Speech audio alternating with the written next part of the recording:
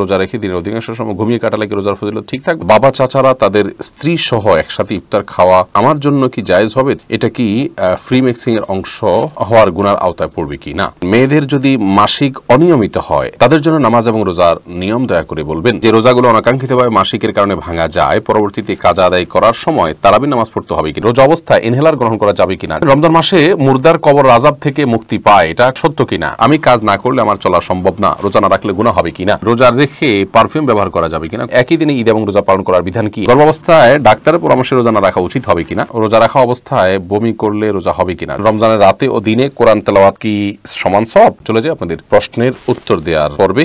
আমি শুরুতে যে প্রশ্নটি দেখতে পাচ্ছি, আফরিন সাদিয়া বোন, আপনি জানতে চেয়েছেন আমার বাবা চাচারা তাদের স্ত্রী সহ একসাথে ইফতার খাওয়া আমার জন্য কি জায়েজ হবে? তাদের সাথে একত্রে বসে খাওয়া, এটা কি ফ্রি মিক্সিং এর অংশ হওয়ার গুনার আওতায় পড়বে কি না? বোন, আপনার বাবা এবং চাচা উভয় যেহেতু আপনার মাহরাম, অতএব তাদের সাথে বসে আপনি তো খেতেই পারেন, কোনো অসুবিধা নেই। আপনার ভাইরা থাকলেও কোনো অসুবিধা নেই, আপন ভাইরা থাকলে। কিন্তু আপনার চাচাতো ভাই যদি থাকেন প্রাপ্তবয়স্ক, তাহলে তাদের সঙ্গে বসে আপনি একসাথে খেতে পারবেন না। অতএব এখানে বিষয় হলো যে আপনার পর্দার বিধান লঙ্ঘন হচ্ছে কিনা সেটি আপনি দেখবেন, এটা ফ্রি মিক্সিং এর আওতায় পড়বে না। আপনার বাবা চাচার সাথে আপনি খেতে পারেন, তাদের সাথে যদি মহিলারা থাকে কোনো অসুবিধা নেই, ছোট বাচ্চা থাকলে কোনো অসুবিধা নেই, আপনার মাহরাম যেমন আপনার ভাই তারা থাকলে, স্বামী থাকলে কোনো অসুবিধা নেই। কিন্তু যদি আপনার চাচাতো ভাই থাকে, আপনি মেয়ে মানুষ হিসাবে, তারা যদি প্রাপ্তবয়স্ক হয় তাদের সাথে বসে একসাথে খাওয়া আপনার জন্য উচিত হবে না। এরপরে বোন রোজিনা আক্তার, আপনি জানতে চেয়েছেন মেয়েদের যদি মাসিক অনিয়মিত হয় এবং 10 দিনের বেশি থাকে এবং 18-20 দিনের মধ্যে ব্লিডিং দেখতে পায়, তাদের জন্য নামাজ এবং রোজার নিয়ম দয়া করে বলবেন। দেখুন, মেয়েদের মাসিক অনিয়মিত হলে এবং 10 দিনের বেশি হলে 10 দিনের অতিরিক্ত যেটি হবে সেটিকে তিনি অসুস্থতা ধরবেন এবং 10 দিনের অতিরিক্ত দিনগুলোতে তিনি রোজাও রাখবেন, নামাজও পালন করবেন প্রতি ওয়াক্তে ওযু করে করে। রিজওয়ান আক্তার জানতেছেন যে রোজাগুলো অনাকাঙ্ক্ষিতভাবে মাসিকের কারণে ভাঙা যায়, পরবর্তীতে কাজা আদায় করার সময় তারাবি নামাজ পড়তে হবে কিনা? না বোন, পড়তে হবে না। তারাবি শুধু রমজান সংশ্লিষ্ট বিধান, পরবর্তীতে কাজা করলে সেই কাজার সাথে তারাবি আদায় করা জরুরি নয়। জয়নালউদ্দিন জানতে চেয়েছেন রোজা অবস্থায় ইনহেলার গ্রহণ করা যাবে কিনা? যাবে। ইনহেলার গ্রহণ করলে রোজা ভাঙবে না, কারণ ইনহেলারের যে পদার্থটা থাকে এটা প্রেস করার মাধ্যমে মানুষের পেটে যায় না। এটা এমন একটা পদার্থ, এ নিয়ে চিকিৎসা বিজ্ঞানীদের বিভিন্ন দেয়া তথ্যগুলোকে, উপাত্তগুলোকে যাচাই বাছাই করে শেখ মোহাম্মদ সাল্লাল্লাহু আলাইহি ওয়াসাল্লাম হাফিজাহুল্লাহ সহ সৌদি আরবের সর্বোচ্চ ওলামায়ে কেরাম গবেষণা করে ফতোয়া দিয়েছেন যে এটি আসলে এমন একটি পদার্থ যে পদার্থটা আসলে মানুষের ভেতরে যাওয়ার কোনো সুযোগই নেই, জাস্ট তার শ্বাস প্রশ্বাস নিতে সহায়তা করে এরকম একটি পদার্থ। অতএব যেহেতু এটি খাদ্য বা পানীয় হওয়ার মতো, ভেতরে যাওয়ার মতো কোনো জিনিস নয় এবং ভিতরে যায় না, অতএব এটি নিয়ে কোনো অসুবিধা নেই রোজা রেখে। এমডি আল মামুন জানতে চেয়েছেন রমজান মাসে মুর্দার কবর আযাব থেকে মুক্তি পায়, এটা কতটা সত্য কিনা?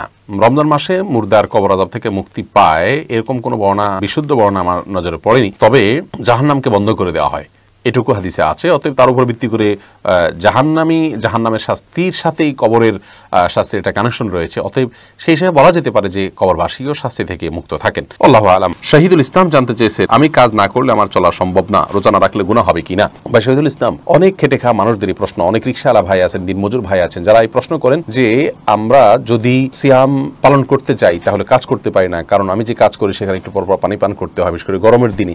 আবার যদি আমি কাজ না করি তাহলে সেক্ষেত্রে আমার খেতে পারি না, আমাকে ক্ষুধার্ত থাকতে হয়। আমরা এরকম পরিস্থিতি যারা আছেন তাদেরকে বিনীতভাবে বলতে চাই, দেখুন, রমজান মাসে রোজা রাখাকে আল্লাহ তাআলা ফরজ করেছেন। আপনার জীবন বাঁচানো যেরকম ফরজ, রমজান মাসে রোজা রাখাটাও ফরজ।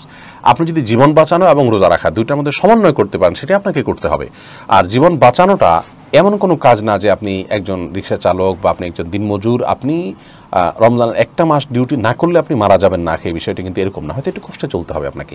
আপনি একজন ইমানদার হয়ে থাকলে, রমজানের রোজার ফরজ হওয়ার গুরুত্ব আপনি বুঝে থাকলে, যার উপরে আপনার জান্নাত ডিপেন্ড করে, যার উপরে আপনার জাহান্নাম থেকে মুক্তি নির্ভর করে, সেই বিষয়টা যদি গুরুত্ব আপনি বুঝে থাকেন, তাহলে রমজানের 2-4 মাস আগে থেকে কিছু আপনি টাকা জমিয়ে আপনি রমজান মাসে কোনো মতে খেয়ে পরে বেঁচে থেকে আপনি ইবাদতবন্দি করতে পারেন। কিন্তু লকডাউনের সময় যখন গত রমজানে রিক্সা চালানো যায়নি, তখন কি আপনি খেয়ে পরে বেঁচে থাকেন না? আপনি কি মারা গেছেন?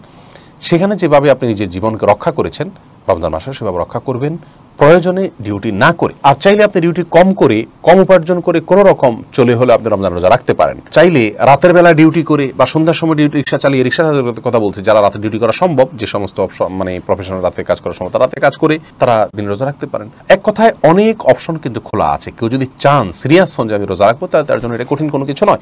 ধরুন আপনাকে বলা হলো যে তুমি 30 দিন পর্যন্ত দিনের বেলা কোনো কিছু খাবে না, কোনো কিছু পান বা আহার কিচ্ছু করবে না, এবং বরং তোমাকে রিক্সা চালাতে হবে, এবং তুমি একজন নির্মাণ শ্রমিক হিসেবে তোমাকে সাধারণভাবে তোমার স্বাভাবিক কাজ চালিয়ে যেতে হবে, এবং কিছু খেতে পারবে না তুমি। বিনিময়ে তোমাকে রমজান শেষে 10 লক্ষ টাকা দেওয়া হবে। আমার তো মনে হয় যে কোনো শ্রমিক এই অজুহাত পেশ করবেন না যে আমার তো কষ্ট হয়, আমি পারবো না। সবাই বরং 10 লক্ষ টাকার অফার লুফে নেওয়ার জন্য যত কষ্ট হোক সবর করিয়ে করবেন। তো আল্লাহ রাব্বুল আলামিন তো রমজানের রোজার বিনিময়ে আপনার জন্য জান্নাত এবং জান্নাতের একটা স্পেশাল গেট দিয়ে প্রবেশের সুযোগ দিয়েছেন। 10 লক্ষ টাকা এক পাশে রাখুন, জান্নাতকে এক পাশে রাখুন। আপনি আল্লাহর দেওয়া জান্নাতের প্রতি ইচ্ছা, বিশ্বাস এবং আস্থা থেকে থাকে, ঈমান থেকে থাকে, তাহলে আপনার জন্য রোজা রাখা কঠিন কিছু নয়, সম্ভব। প্রয়োজনে একটু কষ্ট করে হলো আপনি করতে পারেন। হ্যাঁ, একটি এক্সেপশন বিষয় হলো যে আপনি রোজা রেখেছেন, প্রতিমধ্যে আপনি কাজ করতে করতে আল্লাহ না করুন এমন একটা পরিস্থিতির মধ্যে পড়ে গেছেন যে আপনি নিজেও কল্পনা করতে পারেন নাই, প্রচন্ড রকমের তৃষ্ণা, পিপাসা বা এরকম একটা পরিস্থিতির মধ্যে পড়েছেন যে এই মুহূর্তে আপনি পানি পান না করলে আপনি মারা যাবেন, গলা শুকিয়ে গেছে, আল্লাহ মাফ করুক, এরকম লেভেলে হলে আপনি রোজা ভেঙে ফেলবেন, সেটি ভিন্ন কথা। কিন্তু ঠান্ডা মাথা রোজা রাখবেন না, এটি কোনো অবস্থাতে জায়েজ নাই। আরমান হোসেন জানতে চাইছেন রোজা রেখে পারফিউম ব্যবহার করা যাবে কিনা? কোনো অসুবিধা নেই, যাবে। আতর ব্যবহার করা যাবে, কোনো অসুবিধা নেই। এমডি রায়হান চৌধুরী জানতে চেয়েছেন একই দিনে ঈদ এবং রোজা পালন করার বিধান কি? একই দিনে সারা বিশ্বের মানুষ ঈদ এবং রোজা রাখা এটা অবাস্তব কথা, এটা সম্ভব না। পৃথিবীর এক এক সময় দিন, এক সময় এক এক জায়গায় দিন, অন্য জায়গায় রাত হয়। অতএব এই চিন্তা অবান্তর চিন্তা। যে সমস্ত অঞ্চলে একই সময় দিন, একই সময় রাত হয়ে থাকে, সে সমস্ত অঞ্চলে মানুষ একজনের চাঁদ দেখলে সেটা শুভভিত্তি করে সবাই রোজা রাখবে কিনা, সবাই ঈদ করবে কিনা, এটা আমাদের মতপার্থক্য আছে। আমাদের দেশের ওলামা একরাম প্রায় 99% বললে ভুল হবে, প্রায় শতভাগ ওলামা একরাম একমত যে আমাদের দেশের আকাশে বা পৃথিবীর যে দেশে মানুষ যে ভূখণ্ডে বসবাস করে সে আকাশে দেখে চাঁদ দেখে রোজা রাখবে, সেদিনই আমাদের চাঁদ দেখে রোজা রাখা উচিত। নবী সাল্লাল্লাহু আলাইহি ওয়াসাল্লাম বলেছেন, আস-সাওমু ইয়াওমা ইয়াসুমুন নাস ওয়াল ফিতরু ইয়াওমা ইফতিরুন নাস। যেদিন মানুষ সবাই রোজা রাখে তোমার, সেদিন তুমি রোজা রাখবে, যেদিন সবাই ঈদ করে সেদিন তুমি ঈদ করবে, অর্থাৎ বিচ্ছিন্নতাবাদী হওয়া যাবে না।